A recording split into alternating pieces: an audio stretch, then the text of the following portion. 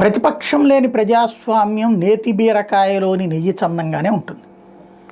వాస్తవంగా ఇవాళ అసెంబ్లీ సెషన్స్ని ఎవరు పట్టించుకోవట్లా, జనం ఫాలో అవుతుంది మండలదే. ఎందుకు?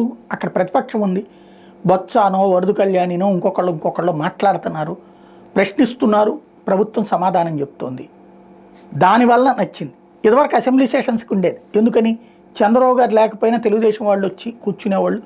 అంతకుముందు చంద్రబాబు గారు ఉన్నప్పుడు జగను చంద్రబాబు మాట్లాడినప్పుడు కానీ 2014-19 మధ్యలో జగను చంద్రబాబు ఉన్నటువంటి సందర్భంలో కానీ నడిచినాయి.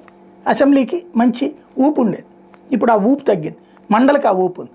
అయితే నిన్న అకస్మాత్తుగా ప్రసారాలు ఆగిపోయింది, కరెక్ట్గా మంచి టెంపర్లో ఉన్నటువంటి సందర్భం. దాని మీదనే అక్కడ ఉందేమో మండలి చైర్మన్ ఏమో వైఎస్ఆర్ కాంగ్రెస్ పార్టీ, కానీ ఆ ప్రసారాలు అయిపోయినాయి. ఆయనకు కూడా తెలియనటువంటి నేపథ్యంలో కౌన్సిల్ టెలికాస్ట్ ప్రసారాలు నిలిపేశారని, అలా నిలిపేయడానికి కారణాలేంటి కనుక్కోవాలని చైర్మన్కి బొత్స విజ్ఞప్తి చేశారు. చైర్మన్ మోషేజ్రాజు స్పందించి మండలి ఎవరు చూస్తున్నారో సంబంధిత మంత్రి దీని మీద దృష్టి పెట్టమని చెప్పి సూచించారు. రెవెన్యూ మంత్రి అనగానే సత్యప్రసాద్ బదులు ఇవ్వడంతో లైవ్ ఎందుకు ఆగిందో కనుక్కోవాలని ఆదేశించారు. టెక్నికల్ ఇబ్బంది ఏదైనా ఉందా, మంగళవారం నుంచి ప్రత్యక్ష ప్రసారానికి ఇబ్బంది లేకుండా చూడండి అంటూ రూలింగ్ ఇచ్చారు.